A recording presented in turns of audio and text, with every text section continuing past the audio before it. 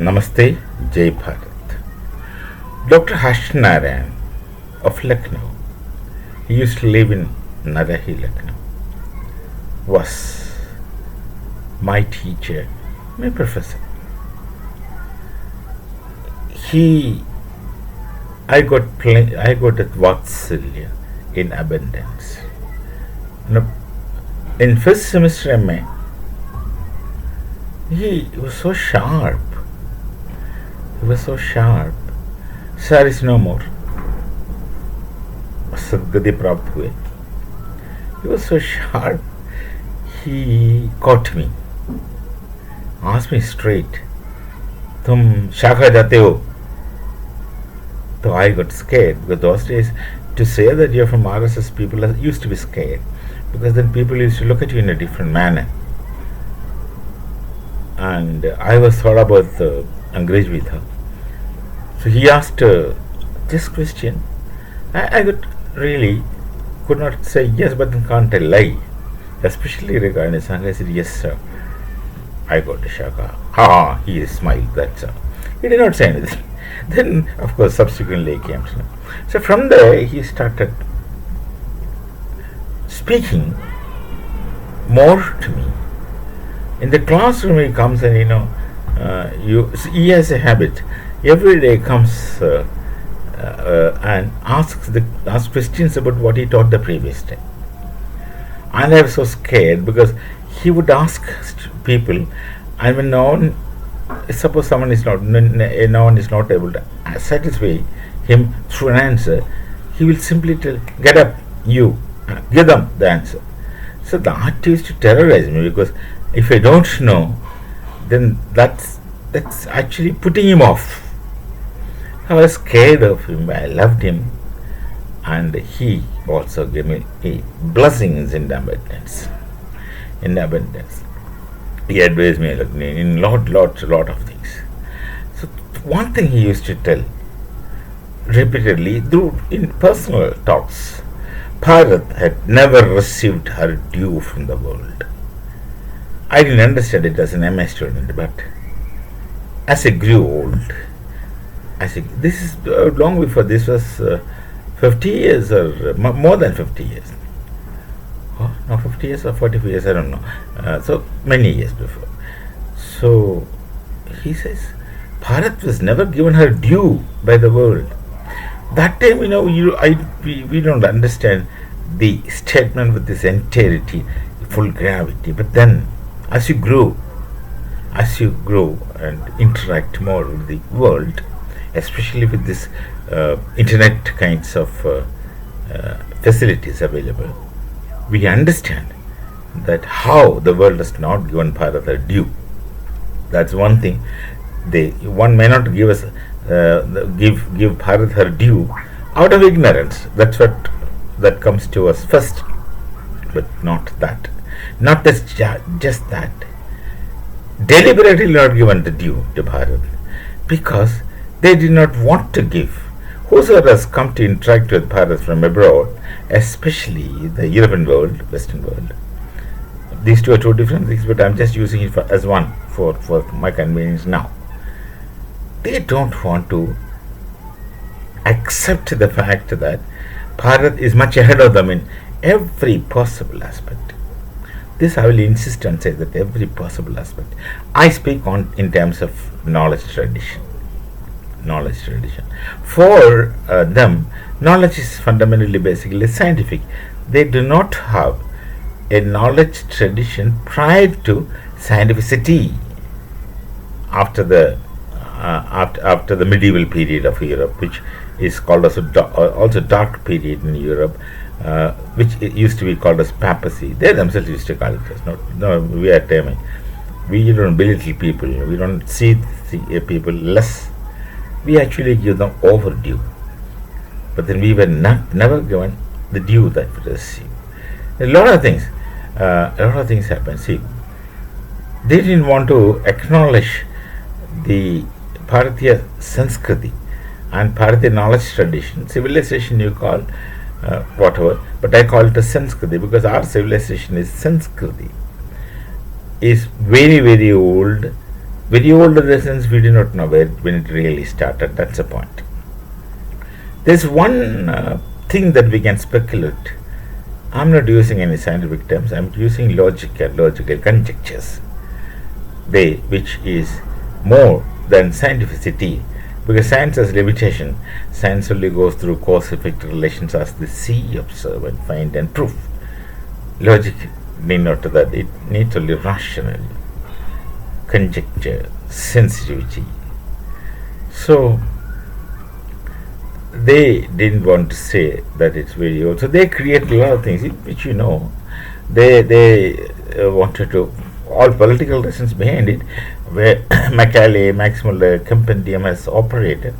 But of course, Max Muller, I treat him as more innocent than as compared to Macaulay. For Max Muller, it was survival. He was instructed to translate the Sanskrit texts in such a manner that anyone who reads it should abandon it as nonsense. I repeat, Max Muller was instructed by Macaulay, instructing him that you translate the ancient Sanskrit texts of the Hindus, very clear, and anyone who reads it in English should find it as utter nonsense, anachronistic and waste, rubbish or gibberish. This is what. And Max Muller did try, but did not try so earnestly, because he himself must have been captivated by reading Sanskrit. Interestingly, Max Muller is a poor man, poor in the sense he did not know how to speak Sanskrit and understand spoken Sanskrit, because he never spoke Sanskrit. It appears as irony, but it is the real case. He used to read and understand Sanskrit, so he can translate. He can write, possibly.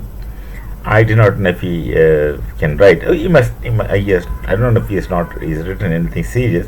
But then he could read and understand and translate. But he never spoke. That's a very interesting situation. How he managed it, God alone knows. But he reads, understands Sanskrit, and he has no spoken abilities. So much so, someone, I think, Neeraj Chaudhary once wrote about an instance of a Pandit from Bharat who went to Germany to see Max Muller, because he used to revere Max Muller as a great scholar in Sanskrit. He was a synthetic scholar, that's a different story.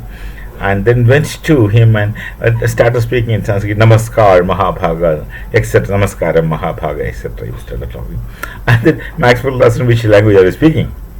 Then this Pandit was amazed. He said, I am speaking Sanskrit, you are supposed to understand. Then Max Muller seemed to reply, I never heard it spoken. Simple. Another thing, Max Muller, I call him as an innocent and poor man, because he never visited Bharat.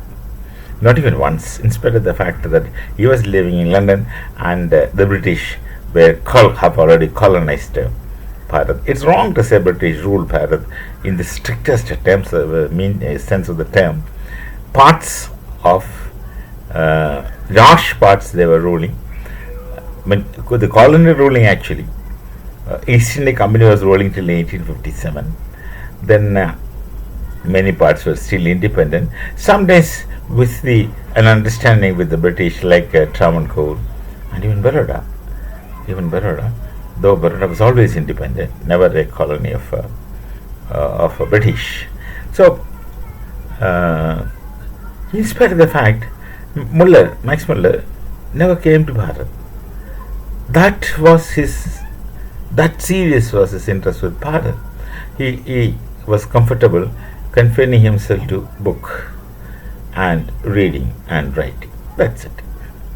So these people, at the instance of Macaulay, Max Muller tried to make translations of Sanskrit so bad, because Macaulay parallelly started English education in Bharat.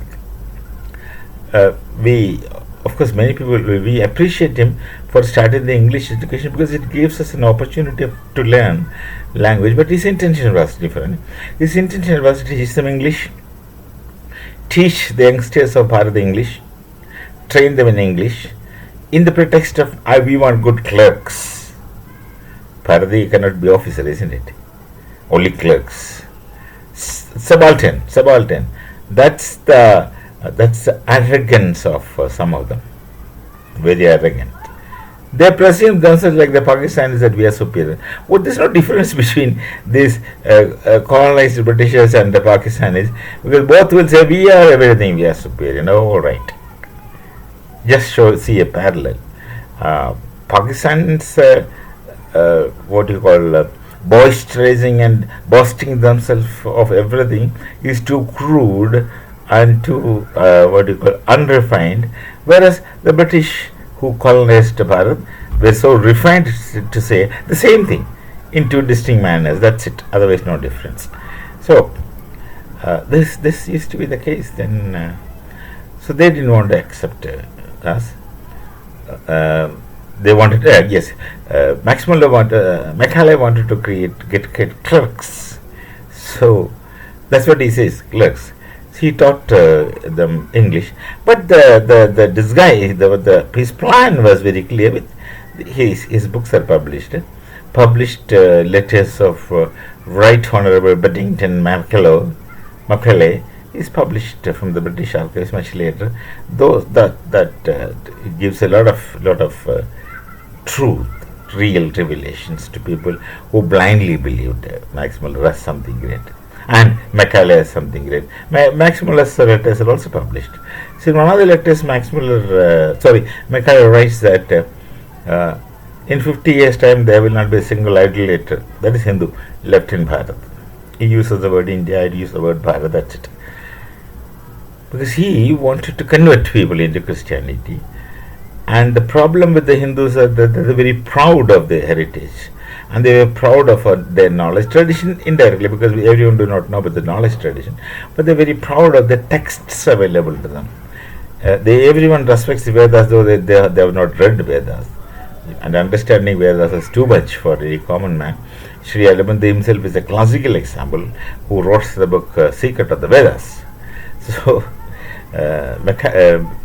Macaulay was confident that I will get Max Muller translating the Vedas in a mutilating manner, number one. Number two, I teach the young youths of Bharat English. Then I'll make this book available to them and try to tell them all these years, now straight accusation to the Brahmins, all these years the Brahmins have taken you for a ride, telling all lies.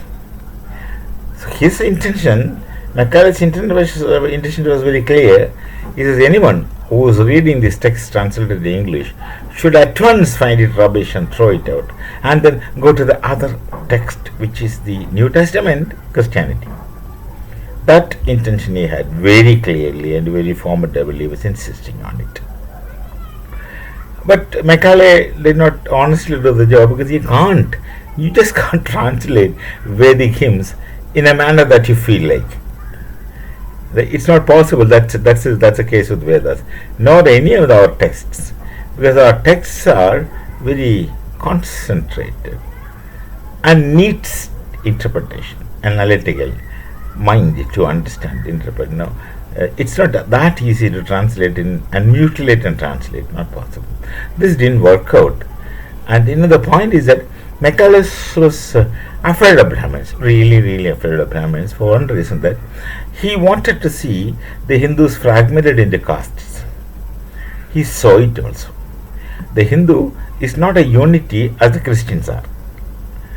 Christians are sects, and one sect is not connected to another sect, in spite of the fact they are supposed to follow the same book. And with that category of understanding in his mind, he approaches Bharat. Then he finds, Hindus are divided in castes. At the periphery, the caste difference, especially at those days, were so drastic. They thought they are different. No, they are not different. They are castes, all right. Those days I am talking about. These days, of course, castes are vanished, almost vanished, and people use it only for reservation purpose, I suppose. Now, castes cannot interact or coexist with one another.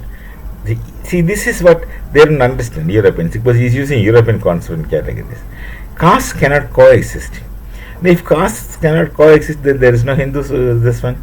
Then he finds another interesting thing, which is in the interest of a Hindu.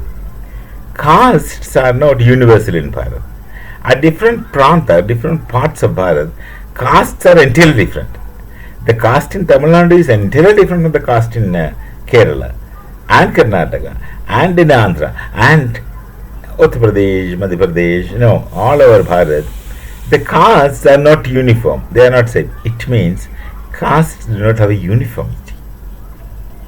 But then what frightened Macaulay is that, but Brahmins are uniformly present all over Bharat. So he wondered, and people listened to Brahmins. He wanted to say castes cannot coexist, but he is finding everyone listening to Brahmins. So he posed Brahmins as the greatest threat. He thought Brahmins, if they unite, his fear was that if the Brahmins they unite, and from east to west and north to south, they give a call, let everyone join hands and throw this gore out. That he was very afraid of. So he wanted to break Hindu society first, with the understanding that castes can't coexist. But he doesn't know. What he doesn't know is that coexistence of the multiple and plural is the epistemology of the Veda Upanishadic knowledge tradition. He doesn't understand that. He had not gone to that level.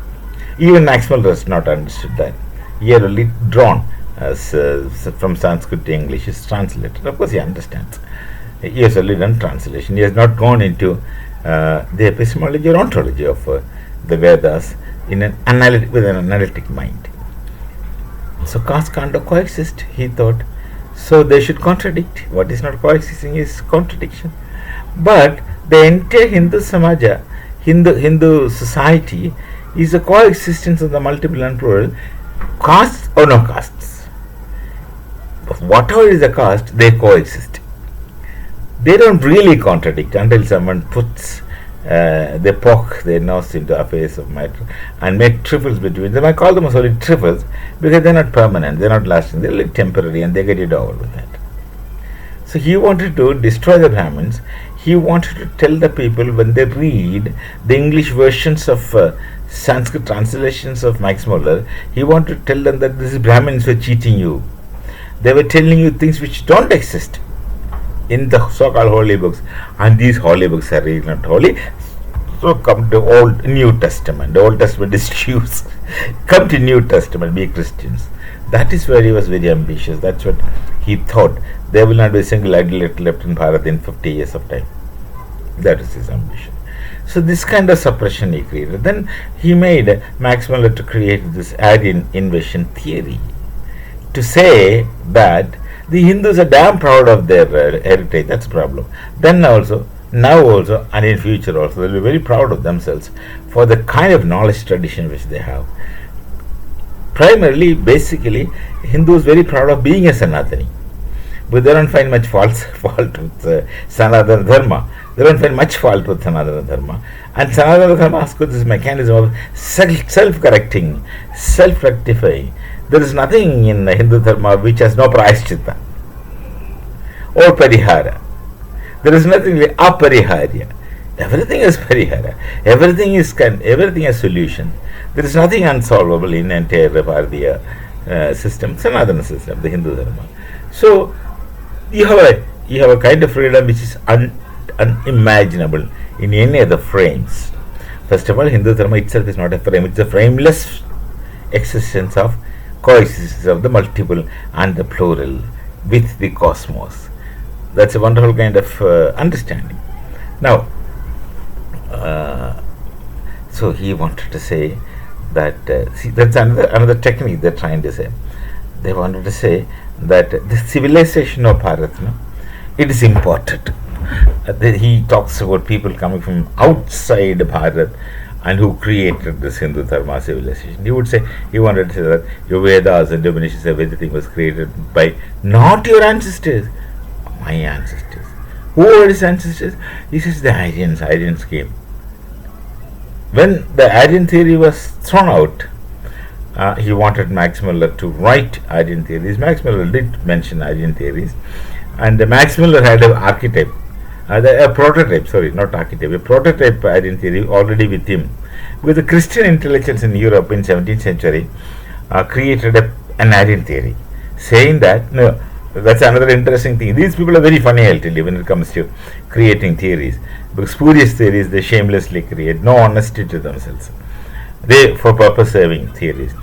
They didn't want to accept the Jews. Whole world didn't want to accept the Jews except the Hindus.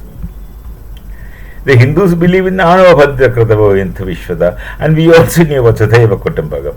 And any good man is a good man to us. And Jews have a Hindu lineage, that's what Aristotle has told. That's a different thing. So, the problem with is that the Christians of that time did not want to accept their Judaic heritage. So they wanted to say the Christians are not descendants of Jews, they are a different lot. They are Aryans who came from some Mediterranean envisaged kind of place they speak of, and the Christians are the descendants of those people. They have nothing to do with the Jews. They wanted to disconnect themselves from the Jews to say that they are better, because that was a period when Jews were getting persecuted in the entire world except in Bharat. Very upright people, Jews, they suffered maximum. We also suffered maximum. In fact, the Hindu massacre and destruction was much more intense, wide than what the Jews had to face. Really, look at the history. Our history is not known, but the Jews are very clever, very smart people, of course. They keep their history alive, and each Jew is conscious and very proud of himself. He deserves to be proud, of course. So our people are not given this knowledge. How we were 50,000 Hindus were killed in 4 hours time in Somnath. By the first time when this Ghazni attacked Somnath temple for money, 50,000 Hindus were killed in 4 hours time, because they were real bhaktas of Shankar Bhagavan, and they believed that Somnath will save them. Somnath would have not saved them if they don't try to defend themselves. Yes, if they defended, Somnath would have saved them, I'm sure.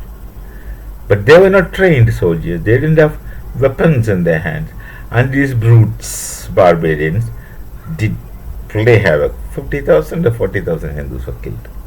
50, that's what I read in Punjab University history. I was a student of Punjab University then. So, this kind of thing used to happen in Bharat. It was never given its due. So, wanted to say, the Europeans wanted to say that the entire Sanskriti of Bharat was created by the Aryans, and the Aryans are their ancestors, are not our ancestors. When the Aryan theory was brought out, very negative things happened with that. Many negative things. Bechara Hegel, great mind, German philosopher, thought this is truth. To the extent he goes and says that every German should learn Sanskrit because it's our ancestral language. Hegel thought that all Germans are Aryans, because that's how Max Muller depicted Aryans, because himself is a German. So he created an image of Aryans in his own image. Though after the Franco-Prussian War, he makes a U-turn and says, that I never said Aryan is a race. I only called Aryans as a linguistic identity. Another spurious story. There is nothing like Aryan languages, but he didn't, in order to escape the wrath of the British, because German nationalism, Franco-Prussian War, and Max Muller's responsibility in that, he became scared. He didn't want to leave England and become again go around with begging bowl. Nobody accepted him. People in Germany treated always him as a romantic. Even Marx, they had treated him as a romantic more rightly. These two are really romantics. So Hegel thought that Aryans are Germans and great people. We are the creators of civilization. Hegel did not directly say it, but Hitler, who was drunk in Hegelian philosophy, thought that we are creators of civilization in the world. All these things, negative things, happen through Aryan theory. But the theory, Aryan theory, which was intended to destroy Bharat, did have no impact on Bharat. And not only that, Maharishi Aurobindo, and Vivekananda, Swami Vivekananda. These two had destroyed, especially Sri Aurobindo, had destroyed the Aryan invasion theory using quoting from the Vedas and Upanishads.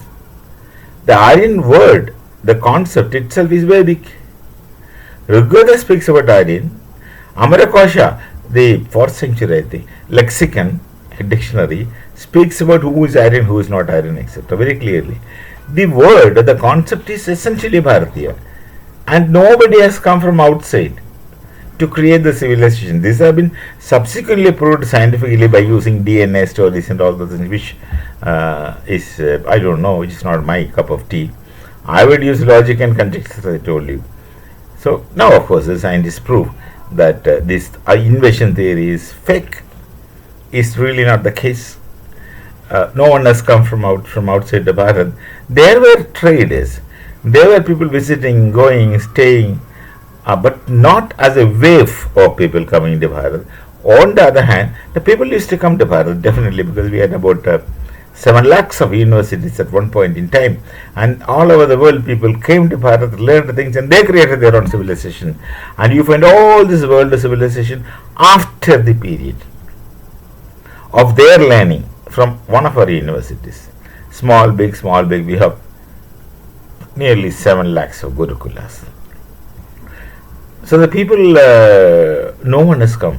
On the other hand, we have gone all over the place. And Bharatiyas have not migrated, I don't think, in waves, nobody, but sporadic movements were there, give and take. When people come to this land to learn, people come to Bharat. All people used to come to Bharat. Many settle here, many stay here. But then, even with all that admixture, the DNA still continues to be consistent and constant. The entire Bharat, we have the same DNA, and many other places also. There is no difference between south, north, east, west, dark, fair, nothing like that. Brahman, Kshatriya, Vaishya, Shudra, and the tribals, aborigines. No serious difference. Same stock of people, whatever name you call, however complexion one has, same stock of people. So this theory is, of course, was refuted by Sri Aurobindo and Sri Aurobindo primarily using Vedas, because he had read Vedas like hell, to the extent that he tried to make an understanding of Vedas. He wrote that book, Secret of the Vedas, and says that he didn't go beyond first chapter of first Veda, that is first mandala of Rig Veda. And he said, if you want to learn Veda, you have to go to Guru. It's true for several reasons. I won't be able to speak about that now. So Bharat had not received her due, and they continue to do that. Then they wanted to, the historians and other kind of people wanted to say that they wanted to fix a time of the origin of Vedas. These are all simultaneous and connected to one another. They just arbitrarily fixed a time. It's 5,000 years old, 6,000 years old, etc., etc., etc. But then, how fake it is. So they call it as Indus Valley civilization. Of course, to call it as Indus Valley civilization was inadvertent. They didn't want to. Initially, it is because the first site they found was at the banks of River Sindhu, Harappa. So they thought it's Sindhu. But what amazed the archaeologists those days is that if there's a river, all civilizations are on riverside, it should be on either side of the river. But when you talk about Sindhu Nadi, the civilization is only to the settlements, I'm talking about settlements, are only to the south of Sindhu, not to north of Sindhu. This perplexed them, but they did not think of a serious difference there. Actually, it is Saraswati Valley civilization. If you want to call it as Indus Valley, it should not be Sindhu Valley. It's Saraswati Valley, because by then Saraswati became extinct, it dried up, though it still falls Gupta Saraswati is flowing. And from Saraswati, the settlement, Vedic settlements, they are about physically 2,500 settlements, but 3,700 settlements of 3 stages. That's what Michel writes in his book. On either side of River Saraswati, to the north up to Sindhu. And Michelle says to the south up to Tavi, but it is to the south up to Kumarikanda must be. Because the Kijadi excavations proves that. When Michelle was writing the book in 2010, this Kijadi excavation, it was not known to him. He's my friend. Otherwise, Michelle, it was not known to him then. His book was published in 2010 about the lost river on the trail of river Saraswati. Published by Penguin. So, Vedic settlements are on either side of river Saraswati. Very clear it is. And Saraswati by then has become extinct. And the Vedas talk about Saraswati many times. And they talk about Saraswati as the mighty, flowing river, roaring and flowing river, Saraswati. So it's clear that the period of Veda and the period of Saraswati should be one and the same, with small variations, because it's evolved at the banks of Saraswati. And to say that the river is flowing, that's a period, the most glorious period of Saraswati. Then other rivers are also there, tributaries of Saraswati. And with the drying up of Saraswati, people the climate changed, became arid. People moved here and there. That's how you find that people carrying titles, Saraswats, both Brahmins and non-Brahmins, all over Bharat.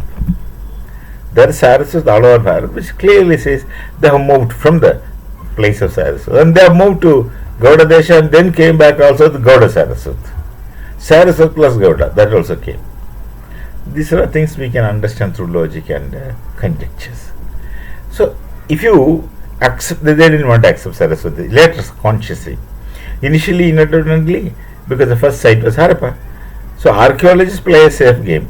They have a technique of naming a civilization by the first site excavated. So, they safely called it as Harappan civilization, not Indus Valley anymore. We, Bharatiyas, would call it as Saraswati Sanskriti. Saraswati Valley Sanskriti. Archaeologists, for technical reasons, would call it as Harappan civilization or in Saraswati Indus. Of course, Saraswati Indus and then South is there and they're ignoring. Goes up to beyond Kanyakumari, I'm sure. Kumarikandam is what they call as Lemuria. That's a different story. This must be there. This is the case. So Bharat was not given a due. They wanted to, they willfully did not speak of Saraswati, because if they speak of Saraswati, the period of Vedas will be much older than what they think. And that people don't want to say, because they want to show Bharat as much less and the land of snake charmers, and this, that, and the people, dark people, all kinds of things they wanted to say. They wanted to projecting themselves as the advanced people, but they were not advanced people. They are still not advanced people. If we had a civilization so ancient, and we had a knowledge tradition so ancient, we have the inherent capability within us. And when our system of governance supports our inherent ability, we will make wonders. That's one point I wanted to say. So Bharat had never received her due. It's now, in modern times, with the Pakistan war, some recognition, some people speak of or understand, whether they speak of it or not, they understand. Because this negative is so prominent. In battle, gunpowders and fires and weapons of destruction becomes attractive to many, and that's what many are interested in. So this, our weaponry, indigenously designed and created weapons, are now a subject of discussion in the world. So let's be happy and proud. Certainly not boisterous. Certainly not too loud. But we can legitimately be proud of our ancestry. Not that I am, not that we are, but our ancestors gave us sufficient support through everything to do whatever possible, whatever we want, and we'll do whatever possible. We shall meet again with some other thought. Namaste. Jai Bharat, Jai Sri Ram.